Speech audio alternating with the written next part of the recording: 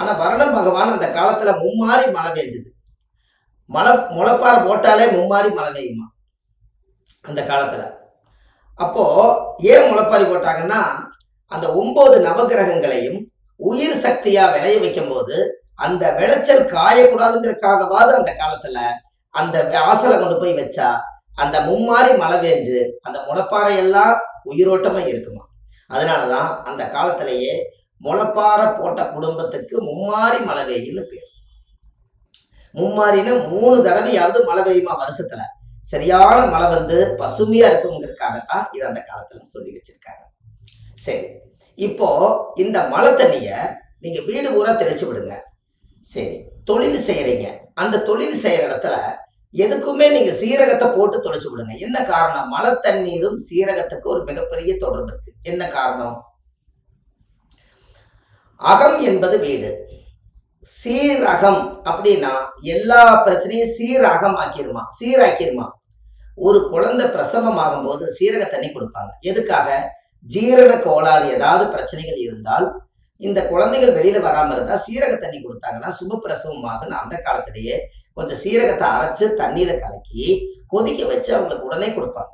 அப்போ உடம்புக்குள்ள இருக்கக்கூடியது அகம், அது சீரகம். அதனால நீங்க சீரகத்தை மழை தண்ணியில நைட்டே ஊற வச்சு இல்லை ஒரு மிக்சியில் அடிச்சு நல்லா ஊற வச்சு இது ரெண்டையும் கலந்து மழை நீர்ல தொளிச்சு விட்டீங்கன்னா தொழில் செய்யற இடத்துல அமோகமா உங்களுக்கு தொழில் ஓடும்.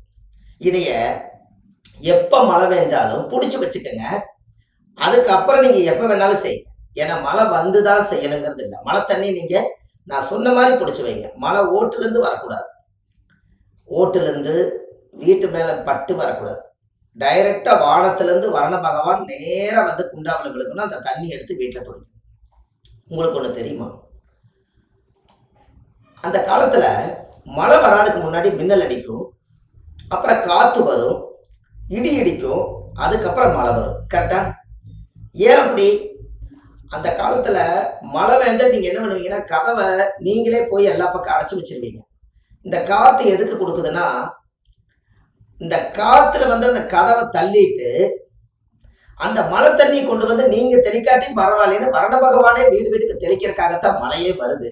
நாம அடைச்சு வச்சுக்கிட்டோம்னா மழை வெளியில தானே பெய்யும், வீட்டுக்குள்ள அந்த ஒரு 4 துளியா துடிக்காது இல்லையா? அப்போ வரண பகவான் என்னைக்கும் மழை வந்தாலே ஒரு ஆனந்தப்படுறீங்களே, அது எப்பேற்பட்ட யோகம்! அது சாதாரண விஷயமா? மழை பெஞ்சா எவ்வளவு ஒரு அழகான ஒரு அற்புதமான மனசு ஒரு குளிருது.